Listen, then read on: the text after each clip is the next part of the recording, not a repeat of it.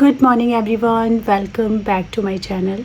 आज का जो व्लॉग आप आगे देखने जा रहे हो ना, एक्चुअली मैंने उसको ना एक फ़्लो में स्टार्ट नहीं किया था और इसके अंदर कुछ 1-2 दिन की कुछ ऐसी ऐसी क्लिप्स हैं ना जो कि रैंडमली शूट है। मतलब उस दिन मैं शूट नहीं कर रही थी, कभी सिद्धार्थ ने कुछ उसको लगा तो शूट कर लिया, कभी कुछ आपके क्वेश्चन के आंसर मुझे लगे कि उस टाइम पे देने चाहिए तो मैंने शूट कर लिया। शुरू के 3-4 मिनट कुछ ऐसे हैं, उसके बाद आपको प्रॉपर जो मेरा रूटीन है ना वो सैटरडे का दिन का दिख जाएगा और रेसिपीज़ भी दिख जाएंगी। तो मैंने सोचा कि स्टार्टिंग थोड़ी अच्छी सी आप लोगों से हाय हेलो बोल के कर देते हैं। सबसे पहले तो मैं आपको थैंक यू बोलना चाहूँगी। जिस ब्लॉग में मैंने पास्ता वगैरह का डाला था ना कि मुझे मिलेट के पास्ता बताइएगा आप, जो मतलब आप लोग यूज़ करते हो, तो मुझे बहुत सारे उस व्लॉग में सजेशन आए हैं और सीरियसली मुझे जिन ब्रांड्स का एकदम नाम ही नहीं पता था आप लोगों ने बताया, और एक ही ब्रांड को ना बहुत सारे लोगों ने बताया, मतलब फेमस ब्रांड होगा, आप लोगों को पता होगा। तो थैंक यू सो मच। कितने आइडियाज़, कितनी चीज़ें हम लोग एक दूसरे के साथ में शेयर करते रहते हैं हमेशा। कुछ चीज़ें मुझे पता होती हैं तो आपको हेल्प हो जाती है, कुछ आपको पता होती है तो मुझे हेल्प हो जाती है। तो पहले एक चीज़ जो मुझे पता चली है जो कि है मॉइस्चराइज़र के बारे में, आप उसको देख के आइए, फिर आगे मिलती हूँ मैं आपसे। विंटर्स में हमें ड्राई स्किन कितना परेशान करती है, लेकिन इसका मतलब ये तो नहीं कि हम कोई भी ऐसा वैसा मॉइस्चराइज़र यूज़ कर लें। मुझे तो भाई बहुत डर लगता है, मैं हर ब्रांड के मॉइस्चराइज़र यूज़ नहीं कर पाती हूँ, क्योंकि होता क्या है, कुछ ब्रांड्स के मॉइस्चराइज़र्स में बहुत सारा केमिकल होता है, लोडेड विद केमिकल्स होते हैं वो। तो मुझे लगता है कहीं लॉन्ग टर्म में वो हार्म ना करें हमारी स्किन को। ऐसे में हमें कुछ ऐसे ब्रांड चाहिए होते हैं जिन पर हम ट्रस्ट कर सकें, जिनके मॉइस्चराइज़र नेचुरल इंग्रेडिएंट से बने हों। तो ऐसा ही एक मॉइस्चराइज़र जो मैं काफ़ी लंबे टाइम से यूज़ कर रही हूँ और कई बार मैं आप लोगों को दिखा भी चुकी हूँ, क्योंकि मुझे बहुत ज़्यादा पसंद है, और ये मॉइस्चराइज़र है ममाअर्थ से। ये है ममाअर्थ की बीटरूट हाइड्राफुल लाइट मॉइस्चराइजिंग क्रीम। जैसे आरसीबी का आईपीएल जीतना ऑलमोस्ट इम्पॉसिबल है, वैसे ही मुझे लगता है ऐसा मॉइस्चराइज़र मिलना इम्पॉसिबल है जो कि मॉइस्चराइज़ भी करे अच्छे से, आपको ग्लो भी दे और आपके फेस पे, आपके बॉडी पे ना स्टिकी फील भी ना दे।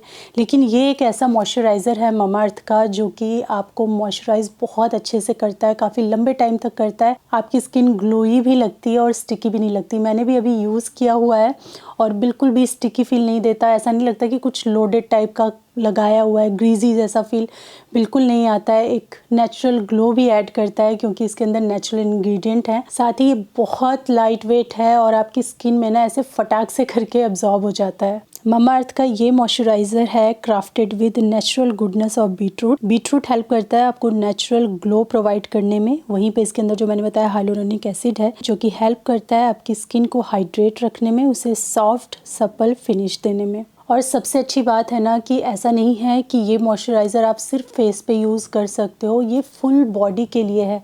आप इसे फेस पे, नेक पे, हैंड पे, पूरी बॉडी पे, लेग्स पे, हर जगह इस्तेमाल कर सकते हो। तो ये ऑल पर्पज़ है। तो मॉइस्चराइज़र का ये डिब्बा है ऑल पर्पज़। इसको फेस एंड फुल बॉडी पे आप आराम से इस्तेमाल कर सकते हो। मैं इसका इस्तेमाल कई महीनों से कर रही हूँ और मैं इससे बहुत खुश हूँ। आप एक इसको परचेज़ करके देखिए, आपको ये मॉइस्चराइज़र बेहद पसंद आएगा। तो आप इसको परचेज़ कर सकते हो। और ऐसा नहीं है कि इसमें यही एक वेरिएंट है, ये तो है बीटरूट वाला। इसके साथ में आपको मिलता है ये ममाअर्थ का vitamin C daily glow light moisturising cream. इसके अंदर है विटामिन सी जो कि हेल्प करता है आपकी स्किन को ब्राइटन करने में। साथ ही टर्मरिक है जो कि हेल्प करता है रिवाइव करने में नेचुरल ग्लो। इसका थर्ड वेरिएंट है कोकोआ रिच मॉइस्चराइजिंग क्रीम, जिसके अंदर है कोकोआ जो कि हेल्प करता है मॉइस्चराइज करने में। विटामिन ई है इसके अंदर जो कि इम्प्रूव करता है स्किन के टेक्सचर को। और फिर आपको मिलता है ममाअर्थ का ये rice डूई bright light moisturising cream, जिसके अंदर है राइस वाटर जो कि ब्राइटन करता है आपकी स्किन को। साथ ही है नायासिनामाइड जो कि इवन स्किन टोन को प्रमोट करता है। और जैसा मैंने बताया है कि बिल्कुल भी ग्रीसी, बिल्कुल भी चिपचिप नहीं करते हैं आपके फेस को, तो एकदम मेरी तरफ से 100% अप्रूव है। चाहे तो आप बीटरूट वाला ले सकते हैं या इस कोई भी वेरिएंट आप ट्राई कर सकते हैं। अगर आप इसे परचेज़ करना चाहते हैं तो ममाअर्थ के प्रोडक्ट ऑनलाइन अवेलेबल हैं। आप अमेज़ॉन, नायका, पर्पल, फ्लिपकार्ट, ममाअर्थ की अपनी ऑफिशियल वेबसाइट और ममाअर्थ की अपनी ऑफिशियल ऐप पे इनको शॉप कर सकते हैं। और ऑनलाइन अगर आप लेते हैं तो आप मेरा ये कूपन कोड जो कि है होम 2025 इसका इस्तेमाल कर सकते हैं। इससे आपको 20% ऑफ मिलता है। लेकिन हाँ, ये जो कूपन कोड है ना, ये आप सिर्फ ममाअर्थ की अपनी वेबसाइट पे और उनकी अपनी ऐप पे ही अप्लाई कर सकते हो। तो वहाँ से अगर परचेज़ करना चाहते हैं तो ये डिस्काउंट भी आपका हो जाएगा। साथ ही ऐसा नहीं है कि मम्माअर्थ के प्रोडक्ट सिर्फ ऑनलाइन हैं, इन्हें आप ऑफलाइन भी ले सकते हैं। आपके नियर बाय स्टोर पे ये ऑफलाइन भी अवेलेबल हैं। तो अगर कहीं स्पॉट करते हैं तो आप मुझसे शेयर कर सकते हैं। साथ ही मम्माअर्थ आपके फीडबैक को ज़रूर सुनता है। तो किसी भी प्रोडक्ट को लेके अगर आपके मन में कोई फीडबैक है जो आप शेयर करना चाहते हैं तो आप 100% उनसे शेयर कर सकते हैं। वो आपके फीडबैक को बहुत ही सीरियसली लेते हैं और उसके बेसिस पे वो अपने प्रोडक्ट को इम्प्रोवाइज़ करते हैं through research and innovation. Recently Mamaearth ने अपने अनियन शैम्पू को इम्प्रोवाइज़ किया है आप लोगों के फीडबैक के ही बेसिस पे। तो आप भी अगर ड्राई स्किन को करना चाहते हैं बाय बाय तो आप ट्राई कर सकते हैं मम्माअर्थ की ये मॉइस्चराइजिंग क्रीम, जिससे आपको मिलेगा मॉइस्चराइजेशन के साथ ग्लो भी, वो भी नेचुरली। तो सारे के सारे लिंक हैं डिस्क्रिप्शन में। कैसा लगा आपको ये मॉइस्चराइज़र? लिंक जैसा मैंने बताया डिस्क्रिप्शन में है, वहाँ से जाकर आप इसको लेना चाहें तो एक बार ट्राई करके देख सकते हैं। काफ़ी अच्छा मॉइस्चराइज़र है। और दूसरा क्वेश्चन जो मुझे अभी लास्ट व्लॉग पे भी आया है, जिस पे मैंने नए बर्तन आपके साथ शेयर किए थे, और इसके अलावा हमेशा आता है कि सरिता इतने बर्तन अरेंज कैसे करती हो तुम, कहाँ रखती हो? क्योंकि हर महीने कुछ ना कुछ नया बर्तन ऐड ऑन हो जाता है किचन में। इसको ना 2 तरीके से पूछा जाता है। फर्स्ट तरीका ये है कि तुम बहुत ज़्यादा पैसे वेस्ट करती हो बार बार बर्तन खरीद के, और दूसरा तरीका है कि तुम कैसे अपने घर में रखती हो। तो सबसे पहला इसका फर्स्ट साइड जो है वो मैं लेना चाहूँगी, जो कि है कि तुम बहुत पैसे वेस्ट करती हो। नए नए बर्तन खरीद के इतने बर्तन क्यों लेने हैं? तो एक्चुअली ये प्रोफेशन है ना यूट्यूब का, इसमें हम बहुत सारे लोगों से कनेक्ट करते हैं। जैसे मेरे कितने सारे सब्सक्राइबर हैं जो मुझे देखते हैं, तो मैं उनसे कनेक्ट करती हूँ। तो मेरी रीच उन तक है, जिसका फ़ायदा जो ब्रांड्स हैं वो उठाते हैं। सिर्फ मुझसे ही नहीं, बहुत सारे यूट्यूबर्स हैं जिनको PRs मिलते हैं, जिनको कोलैबोरेशंस ऑफ़र होती हैं। PR मतलब आपको सामान भेजा जाता है। इसी वजह से जो यूट्यूब पे हैं, इंस्टाग्राम पे या किसी भी सोशल मीडिया प्लेटफॉर्म पे हैं और जिनकी रीच कुछ लोगों तक है, और उनको वो समझा सकते हैं, दिखा सकते हैं नई नई चीज़ें। क्योंकि अगर पर्सनल लेवल पे देखा जाए, एक इंडिविजुअल के तौर पे अगर मैं बोलूँ तो मैं 100 तरह की चीज़ें कभी खरीद के ट्राई नहीं करूँगी। लेकिन अगर कोई ऐसा इंसान है, कोई ऐसा बंदा है जो वो चीज़ें खरीद के ट्राई करके उनका प्लस एंड माइनस मुझे बता सकता है, तो मैं ज़रूर उसको देखूँगी और जो मुझे अच्छा लगेगा वो मैं लूँगी। इसका मतलब ये नहीं है कि जो सारी चीज़ें वो दिखाए वही आपको लेनी है। तो ऐसा नहीं है। आपको जो पसंद आए, जो आपको ज़रूरत लगे कि ये चीज़ मेरे को ज़रूरी है, तो वो आप ले सकते हो। बाकी मैं आपको ये बता रही थी कि ये सारी चीज़ें PR में आती हैं। सभी चीज़ें नहीं आती हैं, जो आती हैं वो आपको, अब तो इतना ज़्यादा मतलब ऑडियंस अवेयर हो चुकी है कि उनको तो एक झलक देख के, कुछ सेकंड की वीडियो देख के समझ में आ जाता है कि ये कोलैबोरेशन है या अपना कंटेंट है, अपना ऑनेस्ट रिव्यू है। तो ये जो सारी चीज़ें हैं, चाहे आप क्लोथिंग आइटम की बात करें, चाहे किचन आइटम की बात करें, या कोई जब हम अप्लायंस दिखाते हैं तो वो बेसिकली PR में आया होता है, जिससे हमें यूज़ करके रिव्यू करना होता है। तो वो मैं आपके साथ शेयर करती हूँ। तो ऐसा नहीं है कि वो मैंने ख़रीदे हैं बर्तन, वो PR में मिलते हैं। दूसरा, अरेंज कैसे करती हूँ, तो मोस्टली मेरा किचन है इतना सफिशिएंट कि उसमें काफ़ी सारा सामान मेरा आ जाता है, लेकिन मैं उसमें उतना ही सामान रखती हूँ जिसको मैं यूज़ कर पाती हूँ। बाकी का जो थोड़ा एक्स्ट्रा सामान है वो मैं कहाँ रखती हूँ, वो भी आप वीडियो में देखोगे, उसको मैंने शूट किया है। और काफ़ी सारी ऐसी चीज़ें हैं जो मैं इधर उधर थोड़ा डिस्ट्रीब्यूट भी करती हूँ। जैसे किसी को दे देना चीज़ों को, इस टाइप से भी मैं करती हूँ। और श्वेता को तो मैंने बहुत सारी कुछ चीज़ें दी हुई हैं, वो मेरी बहन है तो ऑब्वियसली मैं उसको बहुत सारे किचन के आइटम देती हूँ, चाहे कास्ट आयरन हो, चाहे स्टील के बर्तन हो, चाहे कोई इलेक्ट्रॉनिक सामान हो। बहुत सारी चीज़ें मैंने उसके साथ शेयर कर रखी हैं, या कोई क्लोथिंग आइटम है, या मेकअप का आइटम है, या कुछ भी स्किन केयर है, तो पूरा जितना मैं यूज़ करती हूँ उतना श्वेता यूज़ करती है। तो मेरे आइटम्स जो भी आते हैं वो इस तरीके से बट जाते हैं। तो ऐसा नहीं है कि जितनी चीज़ें आप देखते हो कि आ रही हैं वो मेरे पास ही सारी चीज़ें रहती हैं, वो डिस्ट्रीब्यूट भी हो जाती हैं। और साथ में जो थोड़ी एक्स्ट्रा बचती हैं उनका मैंने स्टोरेज अभी तक तो किया हुआ है। थोड़ा दिक्कत तो होती है चीज़ें रखने में, बट चल रहा है, अभी तक ठीक ठाक चल रहा है। तो मैंने सोचा मैं चलो ऐसे ही फेस टू फेस आपको आंसर कर देती हूँ। बाकी मैं कहाँ स्टोर करती हूँ वो अब आप देख के आइए। आप लोग पूछते हैं कि मैं अपने इतने सारे बर्तन कहाँ रखती हूँ। सारे मैं ये सिद्धार्थ के बेड में रखती हूँ। इसमें कुछ बर्तन ना मैंने ऐसे कर दिए कि जिनको मैं कभी कभी इस्तेमाल किया करूँगी। लाइक कुछ बर्तन सेपरेट कर दिए हैं जिनको त्यौहार वगैरह पे ना, जैसे व्रत वगैरह को कुछ खाना बनाने के लिए। जैसे ये छोटा वाला कुकर है, आया था ना ब्रांड से, उस समय दिखाना तो पड़ता ही आपको कुछ बना के, तो इसमें एक ही बार बनाया था, तब से मैंने इसको यूज़ नहीं किया। तो मैंने इसको सोचा है कि मैं व्रत का खाना बनाने के लिए इसको इस्तेमाल करूँगी। ये रहा तड़का पैन, ये भी मैंने एक ही बार यूज़ करके रख दिया है। और कुछ नहीं, काफ़ी सारे और बर्तन हैं यहाँ पे। ये भी जैसे मैंने कुछ दिन यूज़ किया था फिर रख दिया था। यहाँ पे बहुत सारे बर्तन हैं जो एक्स्ट्रा हैं, रखे हुए हैं सब। अब दूंगी भी नहीं तुम्हें। अच्छा जरूर, मैं याकुल विद ब्रेड खाने आ रहा हूँ, एक पीस ब्रेड विद याकुल। यमी यमी ब्रेड मैंने आज फिर बेक किया है। अभी मैंने कल ही बेक किया था और फिर मैंने आज फिर बेक किया है, क्योंकि वो देखो ज़रा, वो दिन रात सिर्फ ब्रेड ही खाने में लगा हुआ है। रुको रुको, बटर से खानी है, रुक जाओ ना। ये वाली एक बार गर्मा गर्म टेस्ट करो। तो वाली देख आ रहे हो आप अभी चाहिए। ओह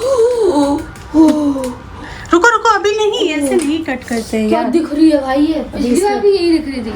ऐसी दिख रही थी? नहीं, ऐसी नहीं दिख रही थी, वो उसकी थी ना, आटे की थी, ये मैदे वाली है ना। काश मैं आपको इसकी ना खुशबू सुंघा पाती, सच में एकदम नेक्स्ट लेवल खुशबू आ रही है।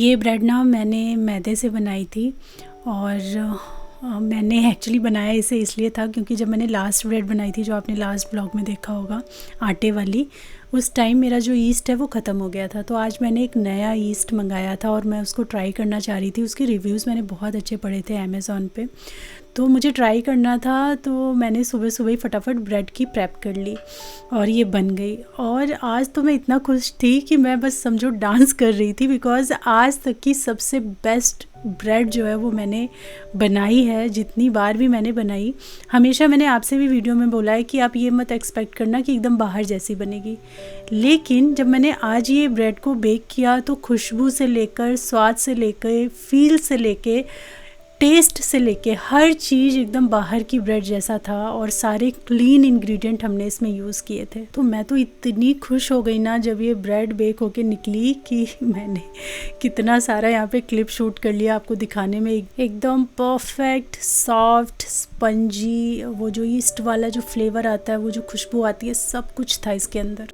मम्मा काम कर रहे हो?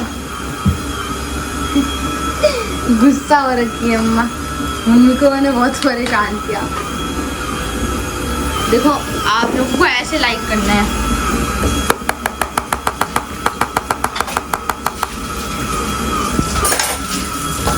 अम्मा क्या हुआ?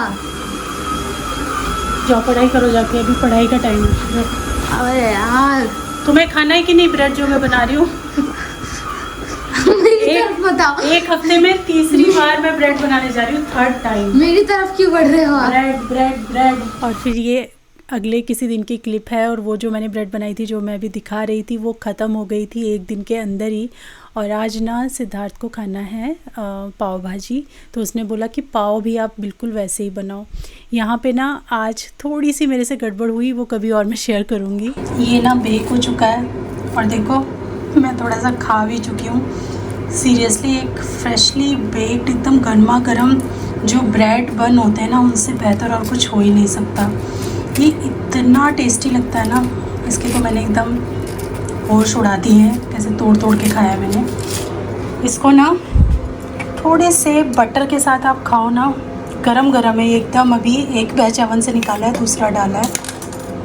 सीरियसली मज़ा आ जाता है। बहुत टेस्टी ब्रेड बन रही है आजकल मेरी, और एकदम परफेक्ट। मतलब अगर किसी को खिलाओगे ना तो पता ही नहीं चलेगा उसको कि घर की है या बाहर की। और मैंने अभी रिसेंटली जो अपना ईस्ट है ना वो चेंज किया, और जब से वो चेंज किया ना तब से ब्रेड की क्वालिटी इतनी अमेजिंग आ रही है ना, मैं क्या बताऊँ, इतना अंतर है दोनों ईस्ट में। और थोड़ी सी मैंने अपनी ब्रेड मेकिंग की टेक्निक भी चेंज की है, तो मैं आपको अब प्रॉपर दिखाऊंगी। जो अभी लास्ट व्लॉग आपने देखा होगा वो मैं अपनी ओल्ड टेक्निक से बना रही थी, लेकिन न्यू टेक्निक मैं आपके साथ शेयर करूंगी जल्दी, बहुत जल्दी। और यहाँ से मैं शुरू कर रही हूँ अपना सैटरडे मॉर्निंग का रूटीन। 6:10 हो चुके हैं, और आज हम लोग थोड़ा सा लेट उठे थे क्योंकि सैटरडे था, सिद्धार्थ को स्कूल नहीं जाना था। उसका जब स्कूल होता है ना तो फिर जल्दी उठ के जल्दी वॉक कराओ ना, तो वापस आके फिर खाना पीना सब कुछ करना होता है ना। तो आज उसका टिफ़िन बनाना नहीं था, सीधा हस्बैंड का लंच बनाना था मुझे। तो फिर हम आराम से ही उठे और फिर यही 6-10 के आसपास हम गए थे और 7 बजे तक फिर मैं वापस भी आ गई थी वॉक करके।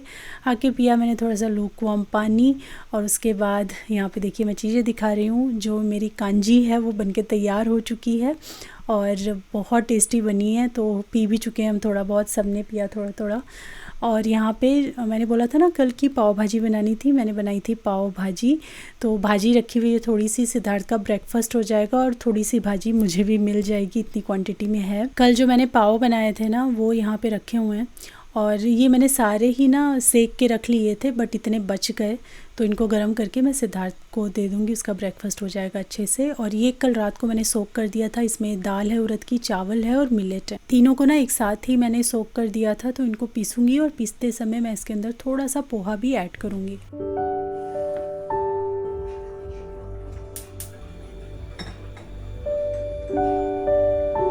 और आज जो है बड़ा स्लीपी सा फील आ रहा था, तो फटाफट मैंने सबसे पहले मैंने आज डिटॉक्स वाटर भी कुछ भी नहीं पिया है, सबसे पहले मैंने चढ़ाई है चाय।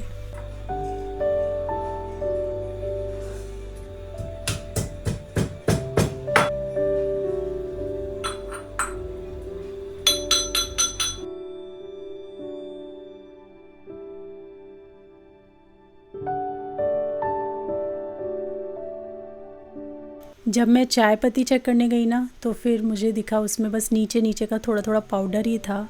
तो फिर मैंने पेंट्री खोली और मुझे लग रहा था पता नहीं चाय पत्ती है या नहीं, मेरे को दिमाग में एकदम ध्यान नहीं आ रहा था, नहीं तो फिर सुबह सुबह अभी चाय पत्ती मुझे ऑर्डर करनी पड़ती, बट मुझे मिल गई। होता क्या है, जब ऐसे आपको ना एकदम इंटेंस इच्छा हो रही होती है ना चाय पीने की और आप उसके बाद अपना दिन स्टार्ट करना चाहते हो, काम करना चाहते हो और फिर कोई इंटरप्शन आ जाती है ना तो बड़ा ख़राब सा लगता है। अगर अभी मैं मंगाती तो कम से कम 10-12 मिनट तो लगते ही आने में। और बस सुबह सुबह सब अपनी मैराथन में लगे होते हैं, मैं अपने काम में, ब्रेकफास्ट लंच बनाना सब कुछ, हस्बैंड अपनी एक्सरसाइज वगैरह करते हैं इस टाइम, और सिद्धार्थ अभी तो सो रहा है फ़िलहाल, लेकिन जब उसको स्कूल जाना होता है तो उसको उठाते हैं हम, तो फिर वो अपनी स्कूल की तैयारी मतलब रूटीन के हिसाब से बैग पैक करना, नहाना, इन सारी चीज़ों में सुबह सबके घर में ना कितनी बिजी होती है, सब अपने अपने काम में ना एकदम लगे होते हैं ज़ोर शोर से।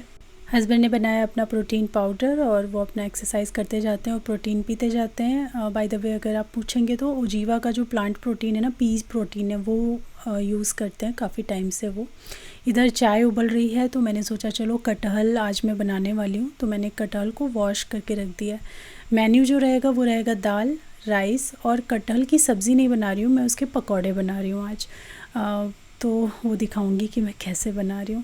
फ़िलहाल मेरी चाय बन गई थी तो सबसे पहले मैंने इसको छाना और बहुत शांति में बैठ के पीना चाह रही थी अपनी चाय। तो इधर तो हस्बैंड ने म्यूज़िक वगैरह लगाया हुआ था जो मुझे ना ही सुनने ना ही देखने का बिल्कुल आज मन कर रहा था। तो मैं चली गई अपने रूम में, मतलब बेडरूम में चली गई। सिद्धार्थ सो रहा था तो बस उसके बगल में ही बैठ करके मैंने अपनी चाय यहाँ पर थोड़ा पीसफुली इंजॉय की।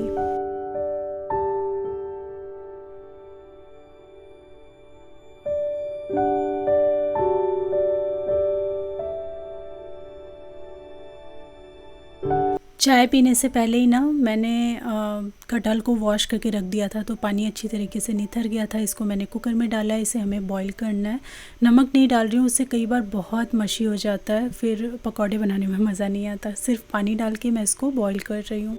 मेन्यू में जैसा मैंने बताया कि दाल चावल बनने वाला है, तो मैंने जब देखा तो चावल का डब्बा था, उसके अंदर चावल, लेकिन ये मैंने मंगाए भी हुए थे। मुझे पता था कि दोनों चावल ऑलमोस्ट ख़त्म होने वाले हैं। 2 तरह के राइस मैं अभी तो फ़िलहाल यूज़ कर रही हूँ, पहले मैं 3 तरह के करती थी, लेकिन जो तीसरा वाला है ना मशहूर का राइस, वो यहाँ मिलता नहीं है, ऑनलाइन भी नहीं मिलता है। तो फ़िलहाल तो मैं ये 2 ही तरह के राइस यूज़ कर रही हूँ। एक है इंडिया गेट का सुपर, जो मैं बिरयानी बनाने के लिए, पुलाव बनाने के लिए इस्तेमाल करती हूँ, या जब कभी थोड़ा बड़ा ग्रेन का राइस खाने का मन होता है तब हम उसको बनाते हैं।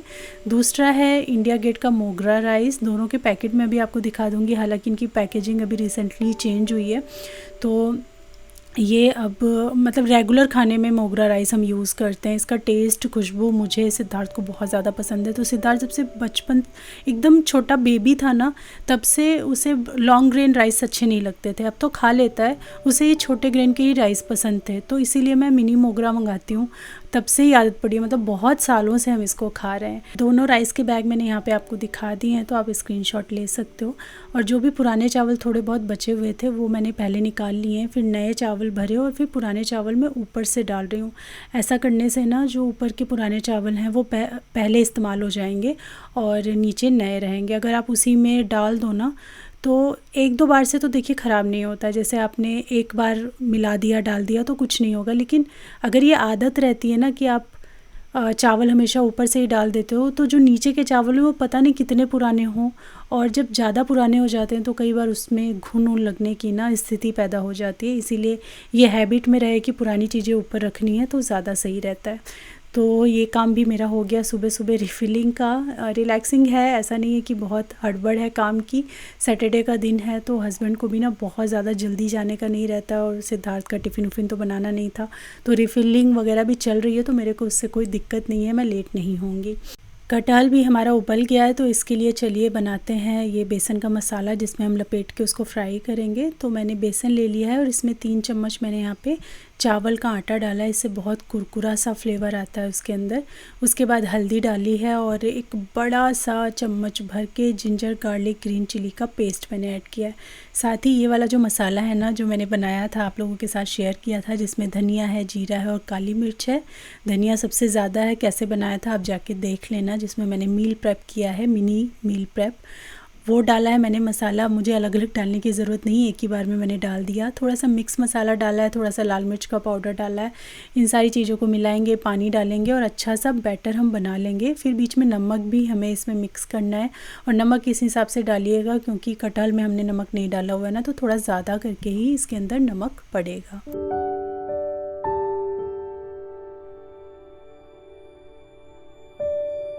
अच्छे से फेंट लेने के बाद कटहल के पीसेस इसमें डालेंगे, अच्छे से उनको लपेटेंगे और उसके बाद हम फ्राई कर लेंगे।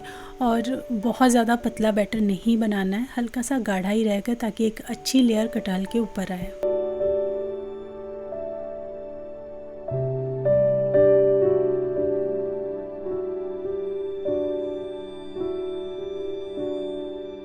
पकौड़े यहाँ पे बनके तैयार हो चुके हैं, और दाल चावल भी इसके साथ बनाया था। टिफ़िन वगैरह दे करके फ्रूट्स एंड सैलेड वगैरह सब कुछ पैक कर दिया मैंने। हस्बैंड ऑफिस जा चुके हैं, उनके जाने के बाद थोड़ा सा मैंने रिलैक्स किया। 10-15 मिनट का टाइम मैं ज़रूर लेती हूँ। और उसके बाद फिर आज मैंने सोचा कि एक बैग भर के मैं कपड़े और साइड करूँगी। तो यहाँ पर मैंने ऊपर से जो ये सिद्धार्थ के रूम में अलमीरा है ना, इसके ऊपर जो स्टोरेज है वहाँ से मैंने एक बैग निकाला। इस बैग के अंदर ढेर सारी बेडशीट, कुशन कवर वगैरह थे जो कि गर्मियों के थे, तो वो भर के मैंने रख दिए थे क्योंकि उनको मैं यूज़ नहीं करती हूँ विंटर्स में। तो वो सारा मैंने निकाला, एक जगह मैं रखती जा रही हूँ, उसको भी अभी मैं सेट नहीं कर रही हूँ। ये जो ट्रांजेक्शन होता है ना, विंटर टू समर और समर टू विंटर, इसमें कपड़ों का बखेरा बहुत ज़्यादा होता है, और हर समय मुझे लगता है कि आपका दिमाग उसी में चलता रहता है। कुछ ना कुछ आप रखते रहते हो, कुछ ना कुछ निकालते रहते हो। तो जो विंटर की बेडशीट वगैरह हैं वो अब मैं अंदर कर रही हूँ। अभी एक तो मैंने बिछा के रखी है, बाकी जो एक बैकअप में थी मुझे नहीं लगता अब इसकी ज़रूरत पड़ेगी, तो वो सब रख रही हूँ। काफ़ी सारी चीज़ें, ड्रेसेस वगैरह जो बहुत मोटी मोटी हैं, मोटे मोटे स्वेटर्स हैं, वो तो अब पतले स्वेटर भी पहनो तब भी अब गर्मी लगने लगी है, तो फिर वो सारी चीज़ें मैं रख रही हूँ। ये एक बैग मैंने ऑर्गेनाइज़ किया, फिर लेट हो रहा था पूजा करने के लिए, तो इसीलिए मैं फटाफट नहाने के लिए चली गई, और नहा के पूजा करके फिर मैंने कपड़े लगाए हैं मशीन में धुलने के लिए, क्योंकि लेट हो रहा था ना, ये सारा सॉर्ट करती तो और लेट हो जाता। तो इसीलिए अभी मैं नहा धो के एकदम तैयार हूँ। और यहाँ पे कॉटन के कपड़े अभी फ़िलहाल साइड कर दिए हैं, इनको मैं दोबारा में लगाऊंगी। और जितने भी विंटर वेयर हैं, गर्म कपड़े हैं, उनका लोड मैं यहाँ लगाने जा रही हूँ। और जिनको मैं सेफ़ वॉश में धोती हूँ या किसी माइल्ड डिटर्जेंट में अगर आप धो तो अच्छा रहता है, लाइफ भी बढ़ती है, उनकी गर्माहट भी बनी रहती है और देखने के भी अच्छे बने रहते हैं। तो सेफ़ वॉश है अभी मेरे पास, इसी में मैं इसको चला दूँगी।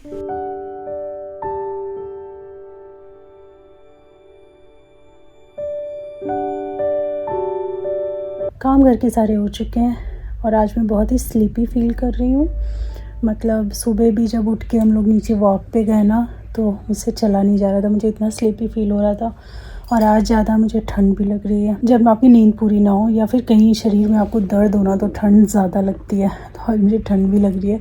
लग ऐसा रहा है कि मैं सो जाऊँगी, लेकिन मुझे नींद नहीं आती है दिन में, चाहे कितना भी स्लीपी लग रहा हो, मैं लेटूँगी तो मुझे नींद नहीं आएगी। लंच के बाद 4 बजे तक ना हमको निकलना है। सिद्धार्थ की कीबोर्ड की क्लास है, मेरी बिल्कुल इच्छा नहीं हो रही है जाने की। और दूसरा इसका एग्ज़ाम भी है, तो अभी उसकी क्लास चल रही है इंग्लिश की। उसके बाद फिर ट्यूशन उसको जाना है और फिर ट्यूशन के बाद क्लास जाना है, क्योंकि एग्ज़ाम है ना, तो एग्ज़ाम की वजह से बहुत ज़्यादा बैक टू बैक क्लासेस भी ले रहे हैं टीचर्स, और साथ में पढ़ाई खुद भी सेल्फ स्टडी बहुत करनी पड़ रही है। तो सिद्धार्थ भी पूरा बिज़ी रहता है। और एग्ज़ाम से पहले ना प्री एग्ज़ाम्स हो रहे हैं इस बार, पहले कभी नहीं हुए थे। जैसे प्री बोर्ड्स होते हैं ना, वैसे एकदम प्रॉपर वाला सेम फॉर्मेट में 3 सब्जेक्ट के बस मैथ्स, साइंस और इंग्लिश, इन तीनों सब्जेक्ट का बस प्री एग्ज़ाम्स हैं। तो वो भी होने हैं, मंडे से ही स्टार्ट हैं प्री एग्ज़ाम्स, तो तैयारी तो उनकी भी वैसे ही करनी पड़ेगी ना 100% दे के। थोड़ा सा ये संवारा है मैंने आज, इसमें थोड़े से सर्दियों के और थोड़े से गर्मियों के भी ना ये सूट वगैरह जो है मैंने अपने रख दिए हैं।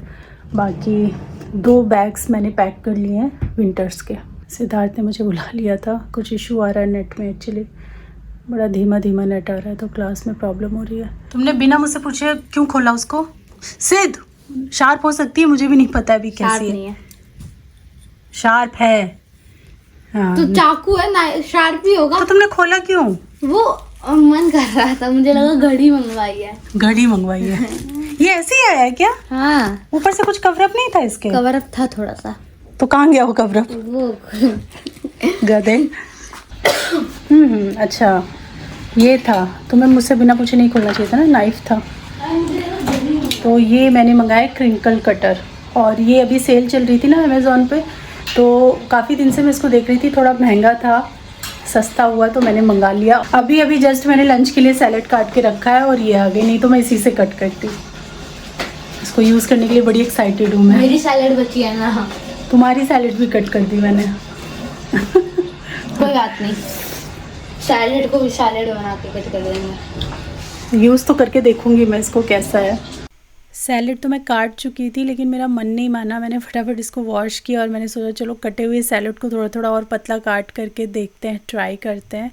और अच्छा लगा मुझे, बहुत शेप जो अलग अलग बन रही थी ना, बहुत अच्छा लग रहा था देख करके, तो इसी को मैंने थोड़ा थोड़ा काट दिया। उसके बाद लेटस भी मैंने काटी थोड़ी सी, जबकि लेटस में तो कोई फ़र्क ही नहीं पड़ता है शेप का, फिर भी कहते हैं ना नई चीज़ आती है ना तो बड़ा एक होता है, उत्साह होता है उसको यूज़ करने का, तो उसी उत्साह में मैंने लेटस भी इसी से काट डाली।